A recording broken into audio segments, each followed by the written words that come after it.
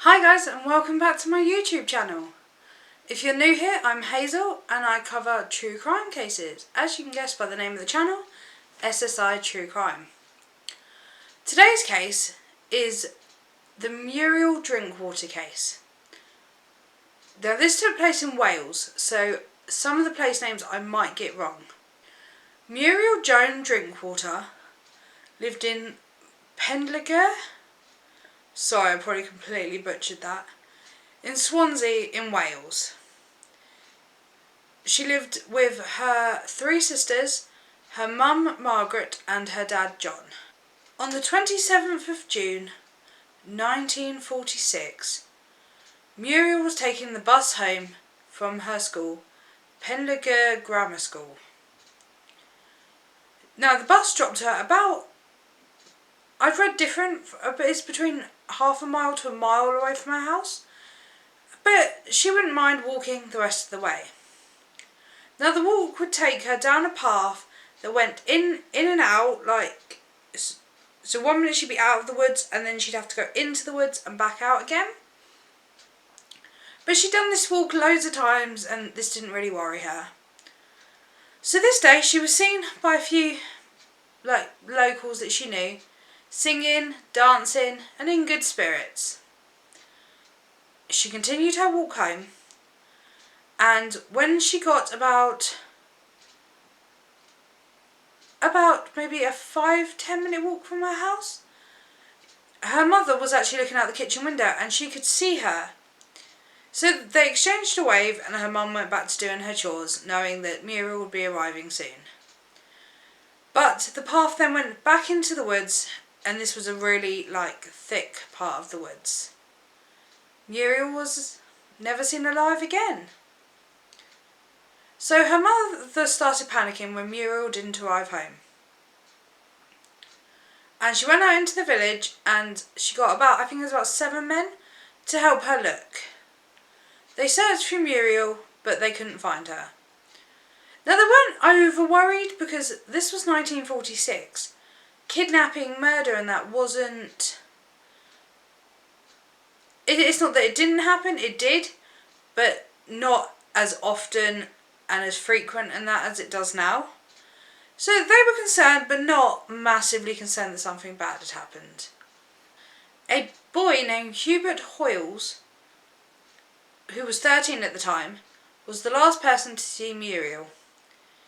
He had been going to buy eggs for his mum, and on his way home he'd seen her walking down the path. He said that she seemed fine and he wasn't concerned for her in any way.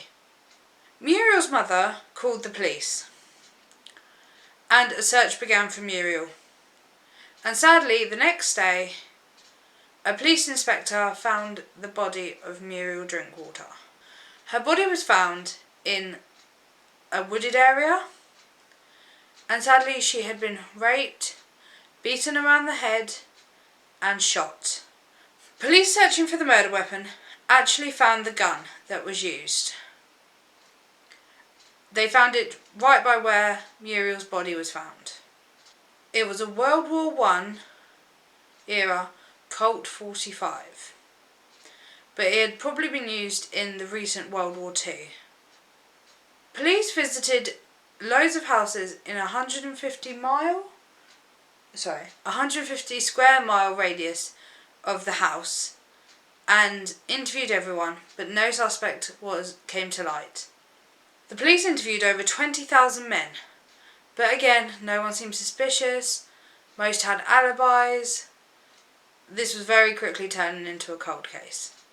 Muriel Drinkwater was buried on the 2nd of July 1946, with over 3,000 people attending her funeral. There was a person of interest. Hubert, that I'd mentioned earlier being the last one to see Muriel, had also mentioned that a few days prior he had seen a man standing in the bushes, just standing there, just waiting. And so a description of this man was circulated.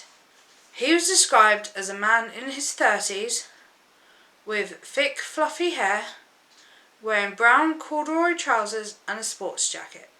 Police also circulated a photo of the Colt 45 that was found. Now this had been modernised using perplex on the handle.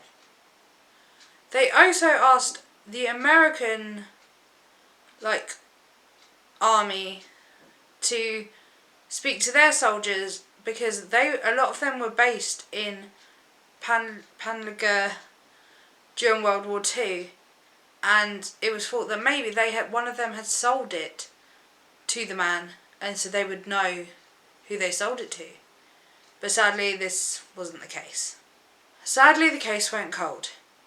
In 2003 they reopened the case and tried to DNA test the gun that was found, but there was no chance of getting evidence from it, as too many people had touched it, contaminating the evidence.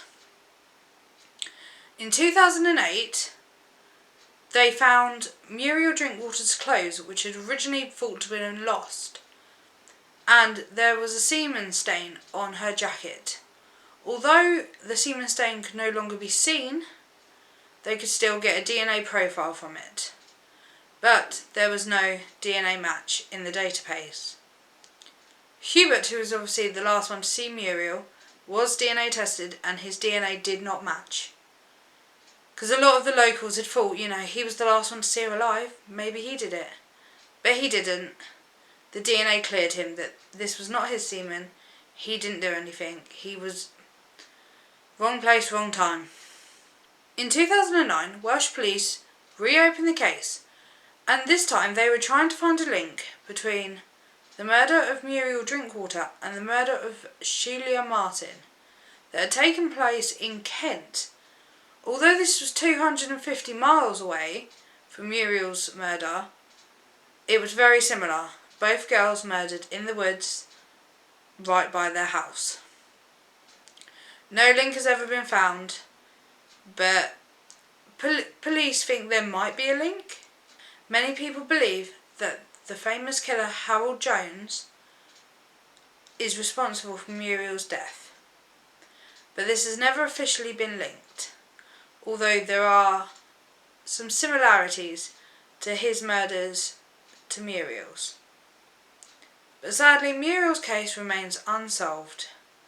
It has been nicknamed the Little Red Riding Hood case due to the fact that she was killed in the woods on her way home.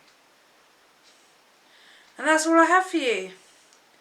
It's a very sad case, and it's even sadder that it was never solved. Muriel never got justice.